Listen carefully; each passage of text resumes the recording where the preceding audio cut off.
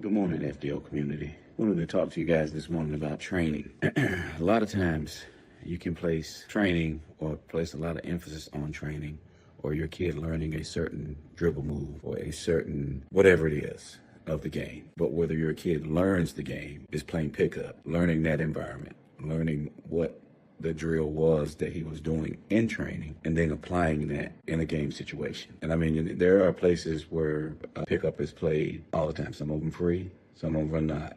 But there are not a lot of free ones. Just want to put that there first. Making sure that you get something out of what you're trying to pay for and see results is the optimal goal. So let's do that.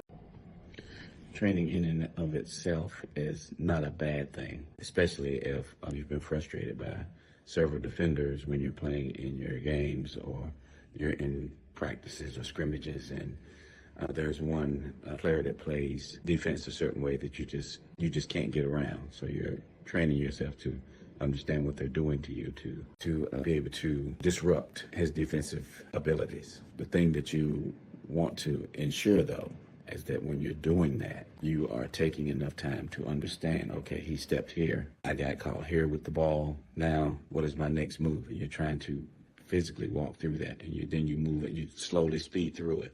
Then you start making different shots and counters to what you saw him do to you defensively in your head.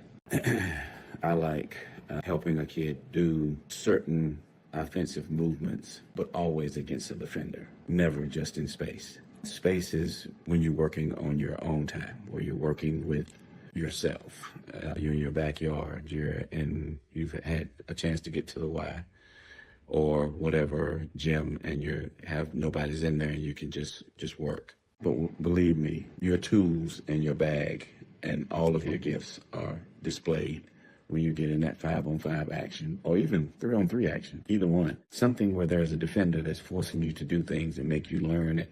Different counters and movements to get your game to a state to where you're not even having to think about what you're doing. When you're working in that vacuum, you're constantly thinking about what you're doing because there's never been anybody in front of you. Now there's somebody placed in front of you and you're in game time and you don't know what to do. Also, the only way that having a trainer works is if you're the guy that always has the ball. You get in the game and you always have the ball. You always have a certain comfort level on the floor that the other guys may not have. And that's important. That's important.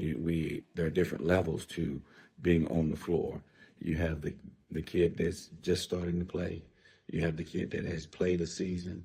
You have the kid that hasn't played a season, but he's a dog and he's willing to do whatever out on the floor to earn a spot.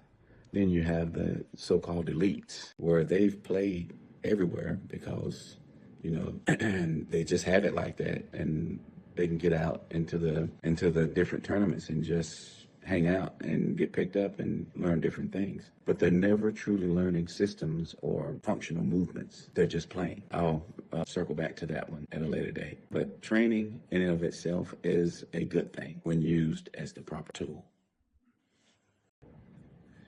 I'm still on training. If you have a trainer or you come to a training session where there's a trainer present, and you're not giving the session the proper focus that it needs, and you're coming in and you're haphazardly doing the moves, you're not giving any energy to what you're supposed to be doing in the workout, you're going to get exactly what you put into it, nothing. A lot of the kids when they first start, because we're trying to create that relationship and we're trying to get to know one another, they're moving to see where my tolerance level is, where my screen level is going to start at. And for me, it normally starts early when you're walking through a drill. I don't mind the first time you're going through because you're trying to get your steps to understand the movement that was asked of you. But if the timer is on for, say, a new guy, we're going to put him through a simple Euro step drill, and he's going to do a cross under the rim over his head type shot. Yeah, I can understand the first couple of times. Maybe he's going to walk through it to understand what he's doing, how to get his body in certain position to do that. But after that, I need you to put some fire under your feet and let's get going. Intentionality is another thing that you want to know that your player is going to accept when you send them to a trainer or to a training session where there are other players at. One thing that I've noticed that people or parents do is they want to compare their child to kids that have been doing it for years. I know I did that years ago with one of my sons. He went to karate, and he gotten to where he could do the movements pretty good. But I, myself, as a dad, started comparing him to a kid that had been there for 6 years already. We got to stop it. We got to stop it. We can't do that. Yeah, the movement might get crisp or whatnot, but in a game situation or in his case, in a fight situation or a sparring situation, it's not the same, because the knowledge that the other person has is far more than what the new person has. Hello again. This is a Coach Poston with Focus Development Organization, or FDO for short. I wanted to bring some attention to an item that we're getting ready to start this fall and winter. We're going to try to bring a team element into our games and practices that we have. We want to gravitate to more of a game having situation through the fall and winter moving forward, so that we don't have to continue restarting every year when it's time for AAU. So if that's something that may interest you, go to our website and register.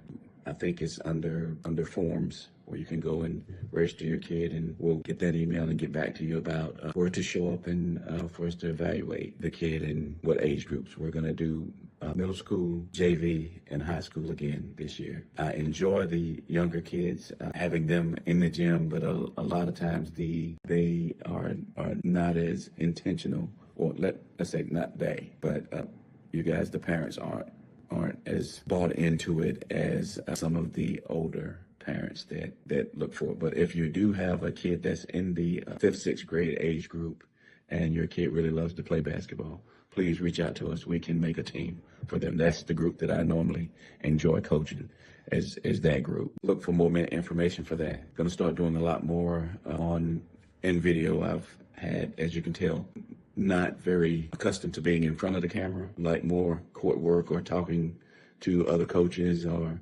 other people about basketball, but need to get our name out there a little bit more to let the community know that we are a relevant and suitable option for them in the sport of basketball as it comes to training and playing the game of basketball.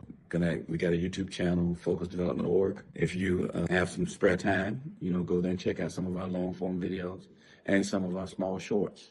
We have numerous things that we have. We have some training, we have some game film, and I think a lot of it will help you see to where we are and how we do things here at Focus Development. But if this video helped you and you may want to bring your kid through, hit a like or subscribe.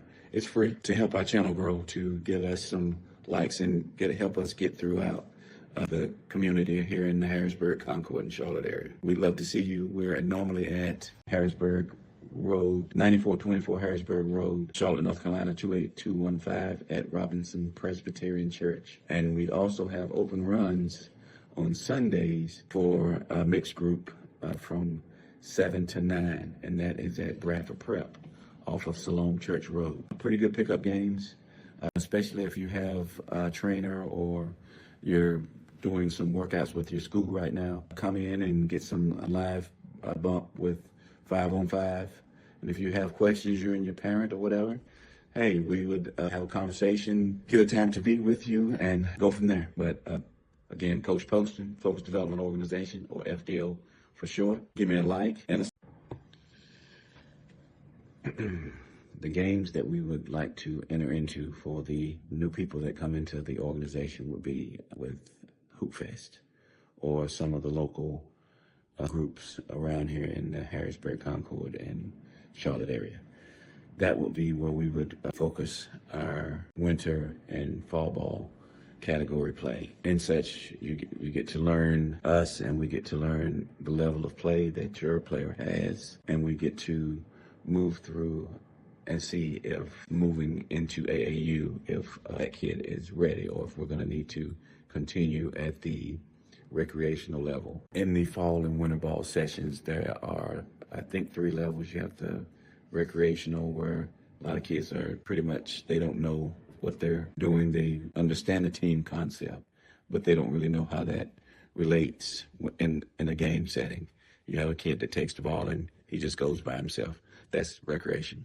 Then you have the guys that's a little bit above that, and I guess you can call that competitive, where, and I may have this wrong, competitive, where they do know what the team is, and now you can have a little defensive scheme or some offensive plays placed in and kind of get there. And then you have what's called the advanced, where all of the teams are either high school or middle school, and the coaches and the games are serious and everybody's locked in. So we would like to get started earlier with setting up evaluation sessions with you and your player as you come into Robinson Presbyterian Church, and we'll go through some evaluations, dribbling, passing, put you through some rebounding drills, and then add you with 1 kid, 2 kids, 3 kids to see how the kid reacts.